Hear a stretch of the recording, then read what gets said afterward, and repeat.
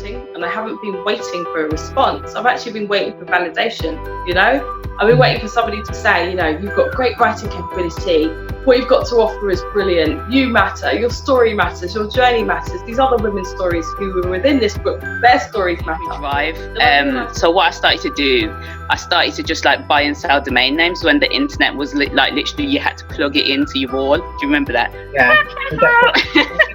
It's so easy because you're chasing this dream and this vision that you have, and to feel as though you need to be working all hours of the day. And yes, there are some days where you need to push yourself that little bit harder, but you really need, if you haven't got your health and your well-being, you haven't got any business. Hello and welcome back to another episode of She's the Boss Female Entrepreneur Stories, where I interview phenomenal women from the world of business.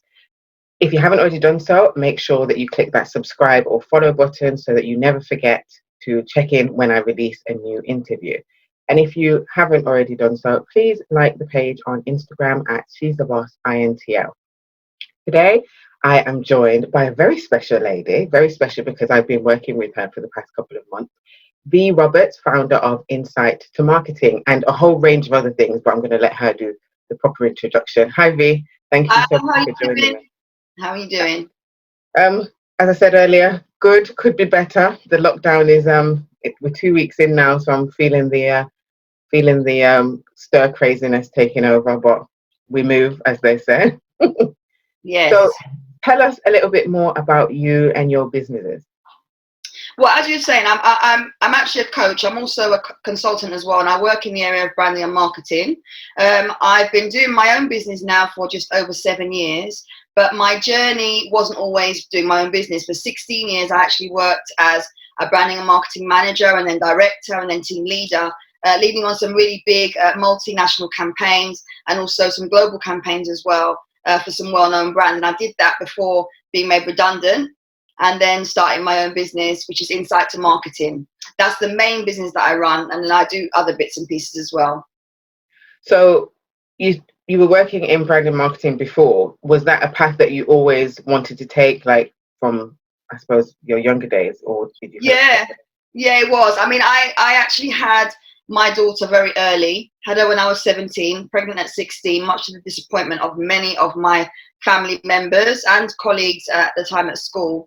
And when I fell pregnant with my daughter, the first job that I got, because I never ever stopped working, was actually a call center.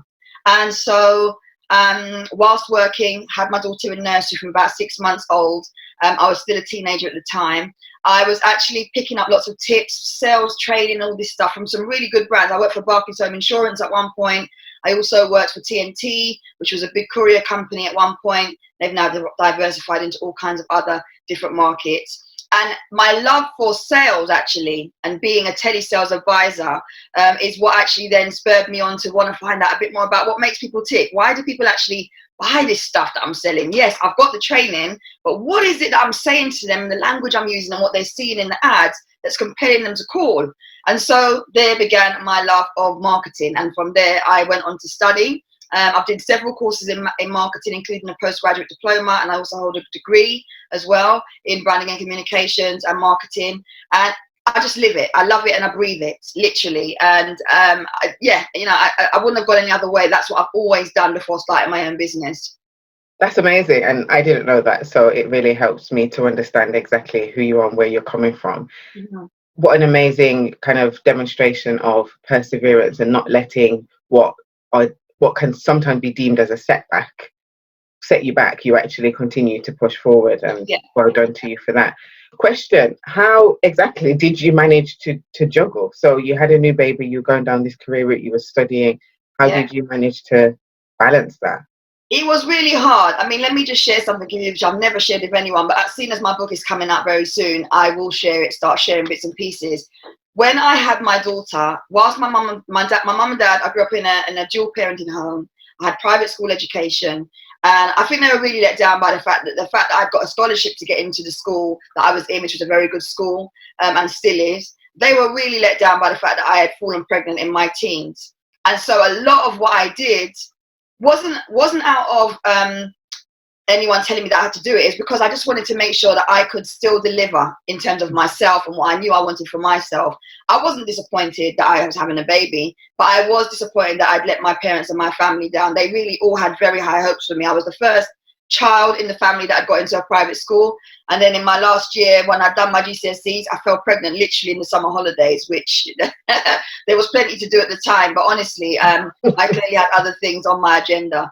And so it was disappointing for my parents, and I think what I learned very quickly is that I'm in this on my own. Yes, my mum helped me. She helped to finance quite a lot of the things when I was growing up. I had my first flat at 17, so very early on I had to learn to fend for myself. I was the one sitting down at night, filling out the application forms. I was the one going through the Guardian newspaper. I actually had my very first job aged 14. So that was where my love of earning my own income came from. Yep, my mum gave me pocket money, but I always wanted to buy the nicer bits and pieces. So I actually got a job at the London Metropolitan Hotel up in Marble Arch, where the celebrities were staying. And that was my very first job. So basically, I was never out of work. I always made sure I had a job, and that was kind of what kept me in study and work mode. I did Open University course while working, while having the babies. I had 2 under 23, but while having my second child as well, I finished my degree. So I've had lots of experience in multitasking, and that actually set me up quite nicely for when I was made redundant back in 2013, because then I was able to learn the art of juggling, as you know very well, boss mum that you are. Working and juggling children, which is no easy feat. So yeah, it was all over experience over time, being thrown in the deep end, as many of us are often when we are, when we have to kind of get ourselves out of the woods and find solutions. That's literally all I've did all my life, literally, and that's what's helped me, I think, most in my journey to entrepreneurship. And I just think that's so inspiring, because I speak to women often who have children and saying, well, actually, I've got kids, I can't really do this, I can't start that. But you were 17. I remember being 17. I didn't know nothing about nothing. So to be able to manage motherhood and manage work and education, I just think that's such a inspirational and motivational story to demonstrate it can be done even when you're young. So especially when you're older and wiser. So yeah, if you're watching or listening and you're sitting at home with children or a child and thinking that you can't pursue your goals, it's not true. You can. You just need to have the discipline and the resolve to do it. Can I add to that and just say as well, though, Daniela, that with me, I think, and I have to say this as well, a lot of the reason why I was able to do what I did for studying and balancing even studying with a bit of a social life at uni, because you know how it is when you go to uni, everyone wants to have a bit of a social life. I was like 19 when I finished uni, 19 when I finished uni, 19 when I started uni, 22 when I finished. But I was a mature student those days. But I was quite fortunate because I had family. I had 2 aunts in particular that helped me a lot.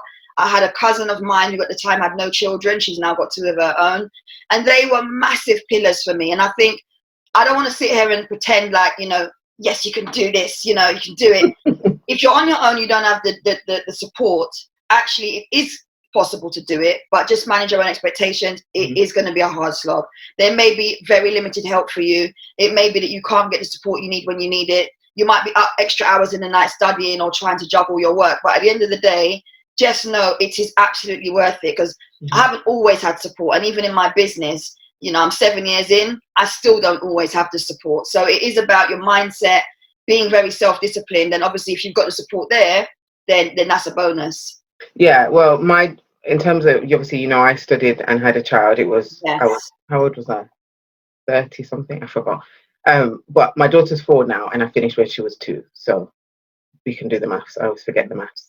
It's when you're getting older, you forget the actual numbers. But the way I managed to get through it was through that kind of self-discipline. I had my husband to help, but we didn't have any other help around. So I got into the routine of going to the library every single Saturday. So he knew on Saturdays, that's daddy daycare, she's your responsibility. And I'd leave the house usually about 9, and I wouldn't get back till about 7 or 8, and just stay in the library and work all day.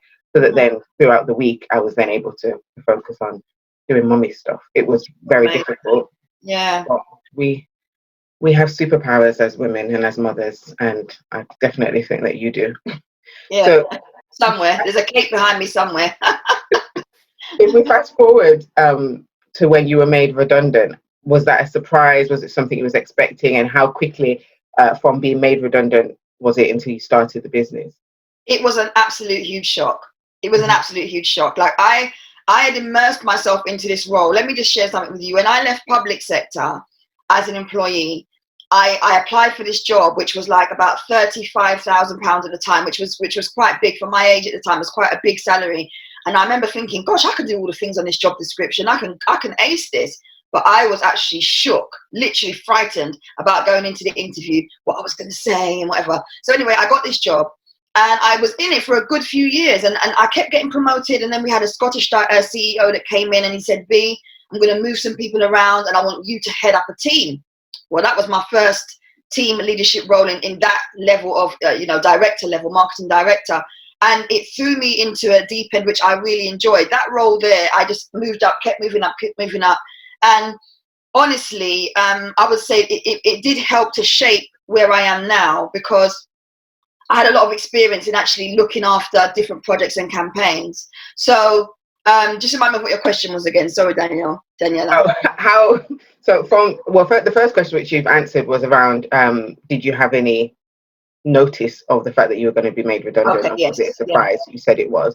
And then I was saying, what was the kind of process and how long was the time from you being made redundant to you starting your own business? Okay, sorry, I should have cleared that. So yeah, in terms of me being made redundant, it was a huge surprise.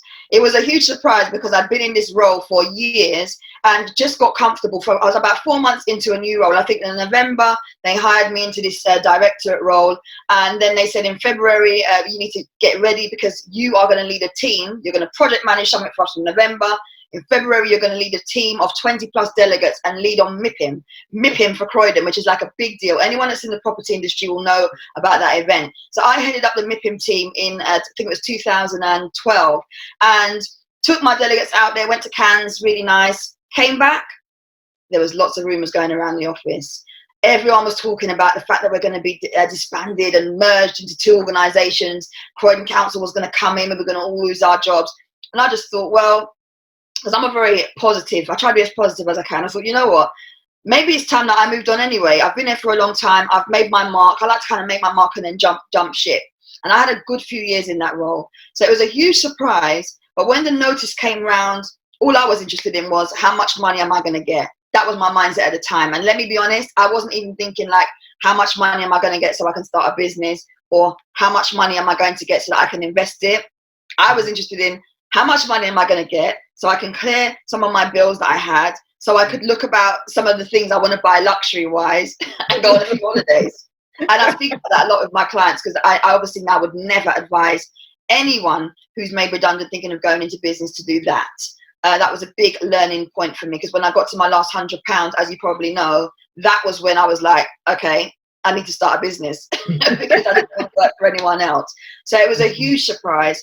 But I don't ever regret it because at the end of the day, I wouldn't be doing it actually kicked me a lot like now where we are now in this period across the world. A lot of us are being forced into doing things that perhaps we would never have done. A lot of us are doing online stuff we would never have done. A lot of us are recording videos that we would have never thought about doing and, going out and hosting webinars and stuff. And it's because of the climate we're in. And that's exactly what happened to me at the time. I was forced. Because I wasn't working for anyone else. I'd had enough of being bullied and told, when I could go in, what time to start, if I could go to my daughter's Christmas assembly, if I could go to an appointment. And I thought, you know what? I need to start this business that I've been talking about for the last 2 years. And so I did. And rest is history, really. And in terms of the steps that you took, how strategic were you with starting the business? So I know when I started my first business, I wasn't strategic at all. It was, I want to do this business. I'm going to register, I'm going to buy a laptop and a printer, and I'm in business. And then I didn't really know what I was supposed to be doing. Did you have a set plan or did you kind of just run with it? I had a set plan, but I'll be honest with you, I didn't use that many resources. I kind of tapped into what I know. So for example, my mum used to be still has a registered business. My uncle, chartered tax accountant. I've got lots of people in my family that own businesses. In fact, my gran used to be a seamstress and she's now at 80 odd. And in my business, I knew that one of the first things I needed to do was register it, then look at my marketing. I actually did not think about who I was going to target. I'll share that with you. I didn't think in any depth about my target audience, and I talk about that a lot on my YouTube channel. I dived into the deep end. So I registered my business. I thought about what I was going to offer. at the beginning of my business journey, I just wanted to do training. So I did a lot of online courses. I did a lot of live events as well. And I also did a lot of Ask I2M sessions, which were my online consultation sessions that I offered to people, sold the tickets through Eventbrite. I didn't have a strategy as such when I first started. I just knew I was on my last £100. I'm building a website through a mate's mate, and I need to earn some money. And so I basically looked at ways to monetize my brand. And actually, funnily enough, that's what I now train and coach clients to do in different areas of their business. But actually monetizing brands is one of the things that I have a very good reputation for in helping people to actually work out what they can do to make money from their brand, which is actually proving really useful right now in this climate that we're in. Yes, for sure. So your first client, how did you secure your first client? What was that feeling like? And kind of, did you celebrate? Because one of the things I would say to my clients, particularly the startups, is make sure that you celebrate your successes. Did you? Yeah, I did. Let me tell you.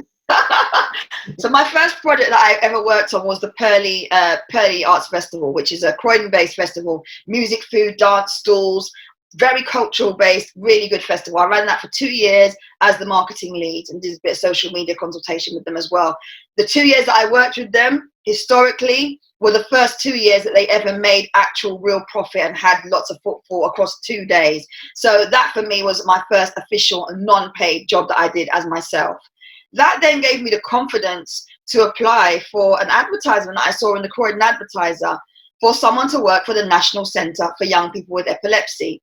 They were looking for someone that could manage a social media-based fundraising campaign, someone that had experience in marketing, someone that could actually help them to generate money. And so I was the brains behind what was a 6-month Purple Day epilepsy campaign. And I brought on board lots of celebrities, generated loads of money, had staff going out doing fundraising events. And when I landed that job, that one, because it was a paid one, yeah, I was ecstatic because I actually created like a 60-slide presentation. Went to them, suited and booted, went in that room, panel of 4. And I remember thinking, oh my gosh, this is it. I'm actually going into this interview as me, as Vee Roberts of Insight2Marketing. Mm-hmm. And yeah, I aced the interview. It was a lot of slides, don't get me wrong, but they took loads of notes. And before I'd driven off the forecourt, I was the last interview for that day. I'll never forget. Before I'd driven off that forecourt, they called me. They said, Vee, we loved your ideas. We want you back. 6-month contract. And it actually got extended beyond the 6 months. And obviously now that charity is called Young Epilepsy. At the time, it was headed up by Max Clifford.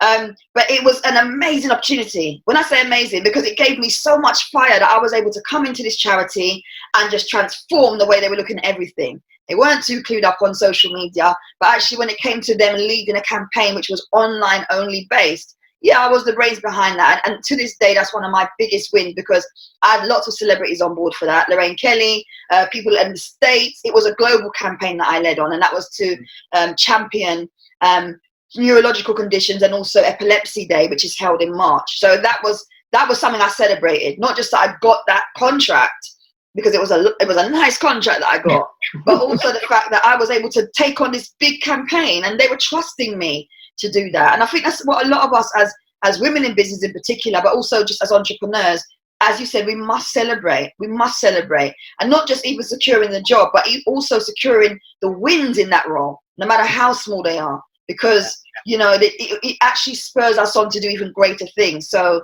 yeah, I definitely did celebrate big time. I won't tell you what I did, but trust me, I went all out. Well, I don't want to make assumptions, but you seem like you always would have had or been quite confident in your skills and your abilities. How much of a boost did that contract give you in terms of confidence? Yeah, huge, because I remember sitting outside in my car and calling my mum and saying, oh my gosh, Mum, I'm actually trembling, like my legs are trembling, I've got to go into these people, it's a panel.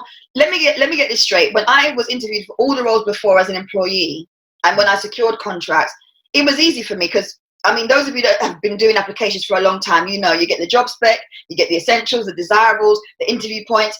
Once you ace that, it's like revising for an exam, yeah? So that's easy. But when you're going into a panel to pitch for a piece of work as your own business, like, there's no they didn't give me, because they were charity as well, and they had a very different way of working to what I was used to in the public and private sectors.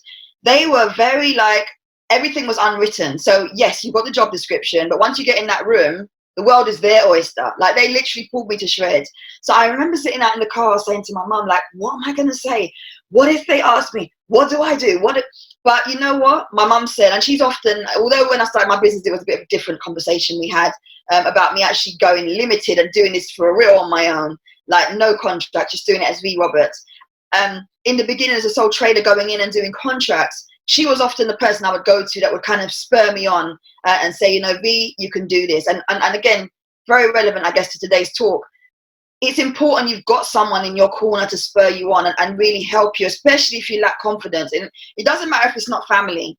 Just having someone that can give you that confidence to say, you know what, you can do it.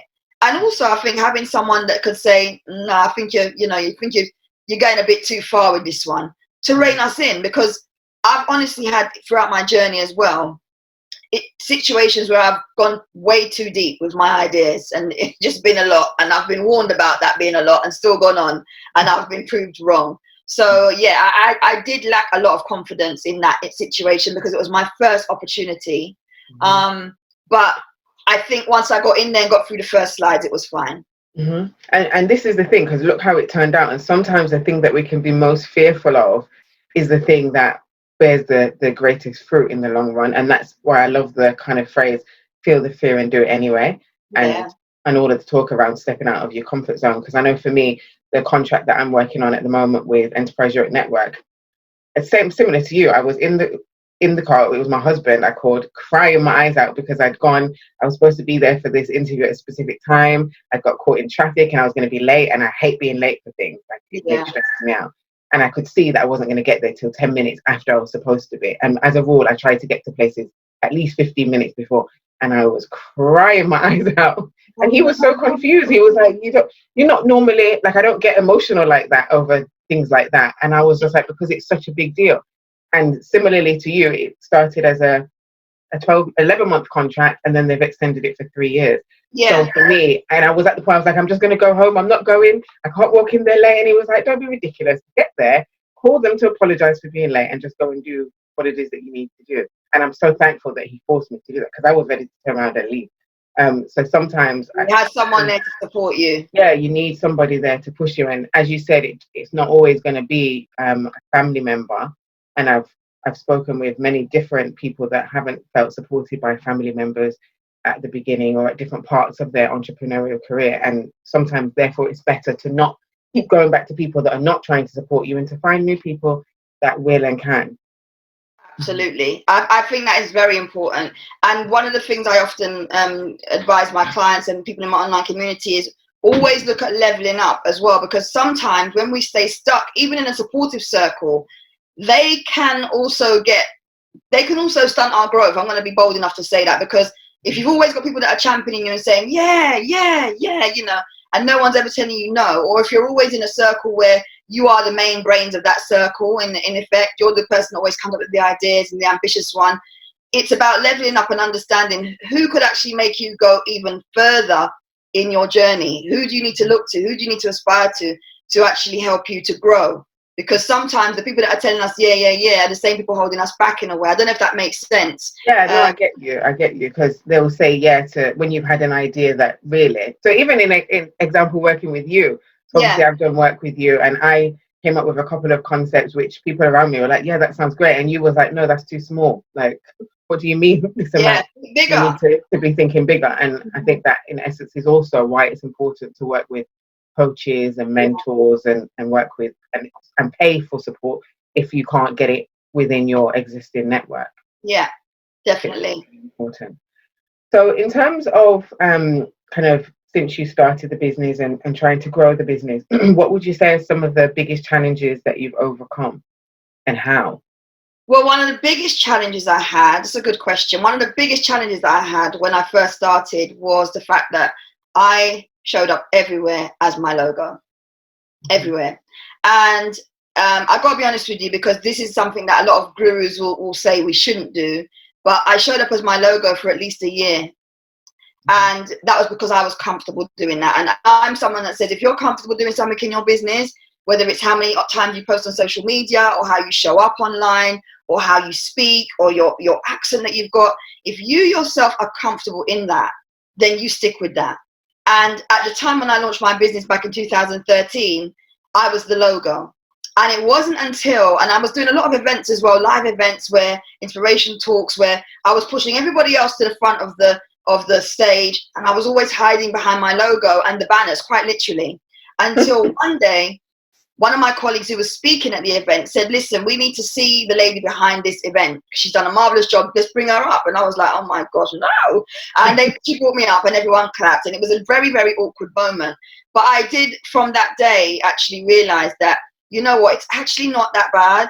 And I remember a few weeks after that, I remember being at a car showroom with a member of my family and doing my very first live. And I think I had about 80 people on it. And I remember thinking, my gosh, is this because I've actually come out as me and I'm showing my face? Because on LinkedIn, I was a logo from day one. I mean, I've been on LinkedIn since about 2011 and been using that actively to secure work, paid opportunities, etc. But I was always just the logo.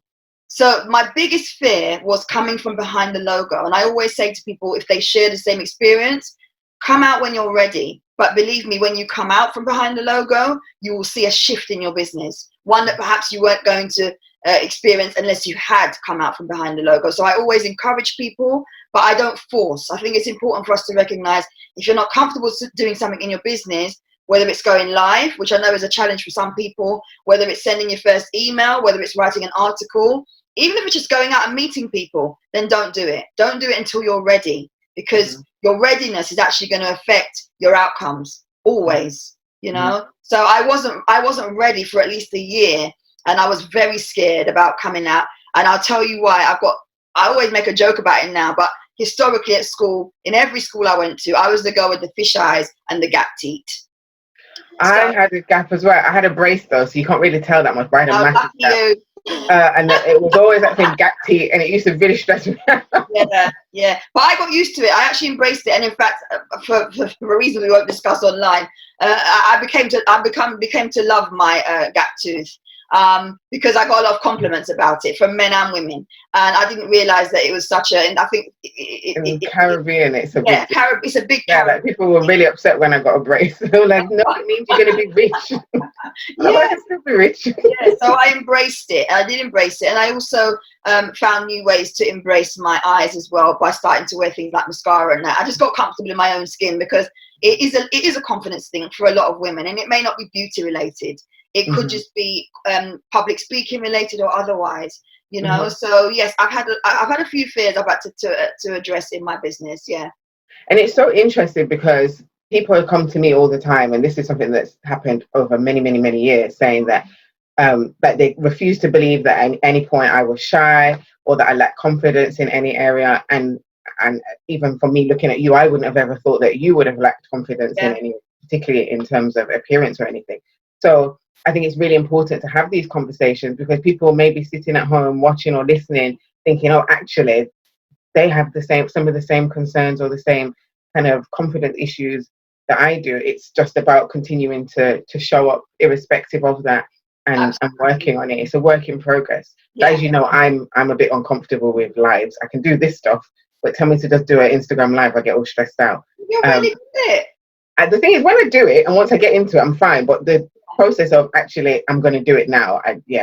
However, this whole COVID-19 thing has really brought me out of my shell a little bit. It's been good. Silver linings and all of that. Good. And speaking of that, as somebody that kind of focuses on marketing and branding, what kind of tips would you give for people that maybe not necessarily doing much operational stuff now and could use this time to kind of effectively think about how they can promote their brand better?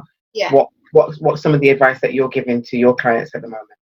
Well, the main thing for me is that we remember to maintain momentum. So whether you're selling or not, I think it's really important that people remember to maintain momentum. I've actually done a whole webinar on this myself, which people can access if they want to.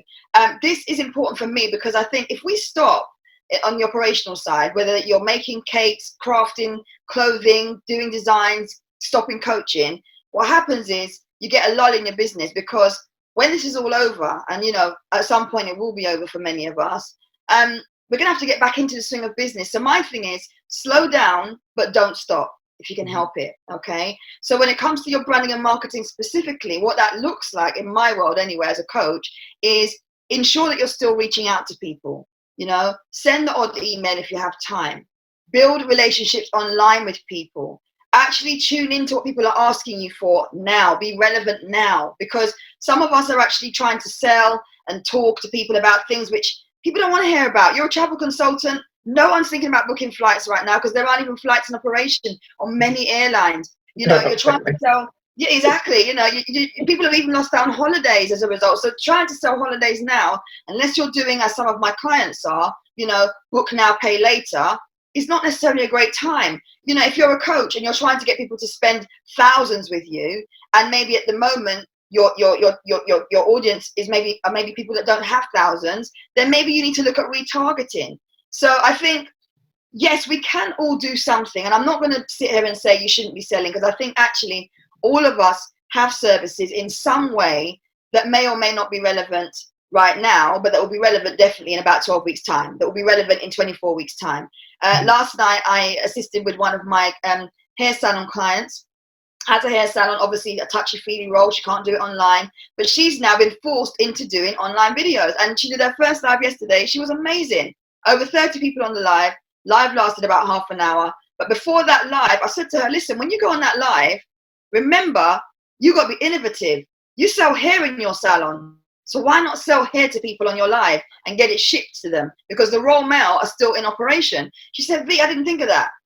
Yeah. So it's not about, I'm uncomfortable because I don't do hair. I can't do hair. I can't get out. I can't go to people's houses. It's about being innovative. If you sell hair products, if you sell, if you can do styling tips, or you can coach a mum on how to detangle their child's hair, and a lot of us are sitting there thinking, well, why would I do that? They can see it on YouTube. If you've been their stylist for years, yeah, they're going to lean to you more than they are someone on YouTube, okay? And that's for any industry, any job, any industry, okay? I would actually dare someone to tell me an industry that's not relevant right now, unless it's a seasonal one. Every single one of us have a product or service which may not be relevant now, but will be relevant definitely in 12 weeks, 18 weeks, 24 weeks, etc., etc. So it's about thinking about how we can maintain momentum, in answer to your question, now. How we can stay current and relevant now. Okay, they might not buy now, but what are we doing online to make sure that people can actually stay in tune with us and literally stick to us like glue? What are we sharing? What value are we adding? What are we going to do free? What are we going to do paid? Because there has to be, let's be honest, we're in our business to make money. So anyone who's sitting back thinking, oh, I don't want to sell, it's a bit awkward, you're actually talking yourself out of money, okay? And, I might get slated for saying that, but I'm going to say it. If you're in business and you're not running a hobby, you should be looking at ways to monetize your brand right now.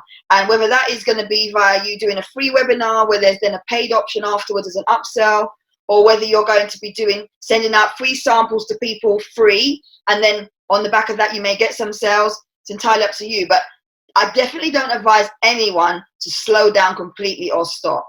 Slow down if you need to, breathe if you need to, right? Because we know how it is. We've got our children. I've got my 4. 3 of them are at home with me, my gosh.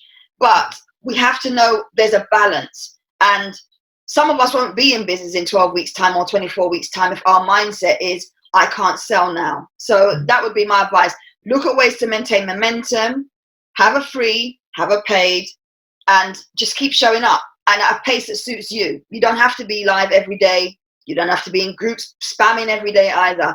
Do what suits you. That's my advice. Yeah, and I think just to add to what you said, one of the key things I've been saying is look at where you can add value.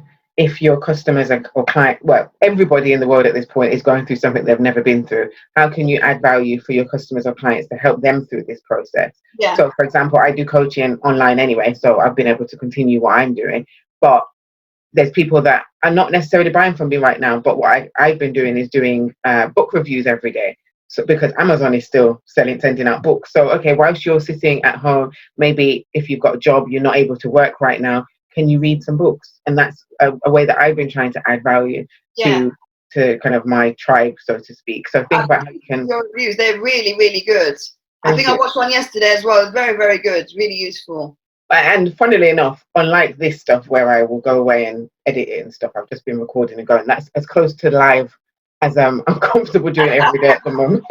Okay, you make small steps. I've always said baby steps are better than no steps. I've been saying that since 2013, because even in my journey, I had to learn that. You know, you take baby steps. My very first course, I hosted it on Google Drive, and I'm now hosting it on a platform where I pay a monthly subscription.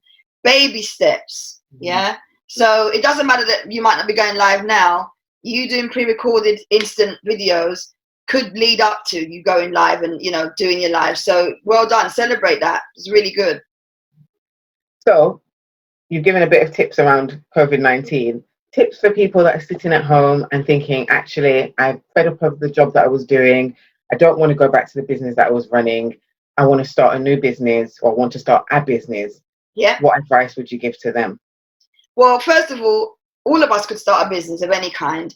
There are many shiny objects going around telling you to start an online course, telling you to, you know, do drop shipping, telling you to sell products and services online. I'm going to say in a few points off the top of my head. First thing you want to do is research the market. Don't assume whatever it is you're going to sell or promote is even going to be needed, right? Because you have to establish if there's a need in the market before you start selling. So do your research first. Secondly, think about whether you are going to be able to position yourself in this climate to make sales on that product. Because it might work for you near Christmas to sell the product you've got in mind. And maybe, you know, your idea that you've got might work in the summer, right? But right now, we're in the midst of a global pandemic.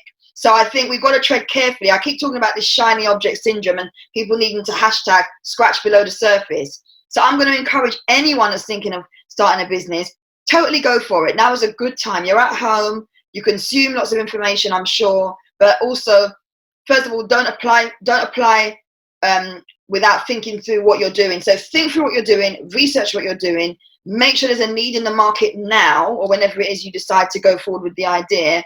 And don't start asking friends and family for feedback on logos and things like that. Actually do proper research. Ask your potential customers or people that might match your client profile. And then look at other things in your business, like what systems you might need in place.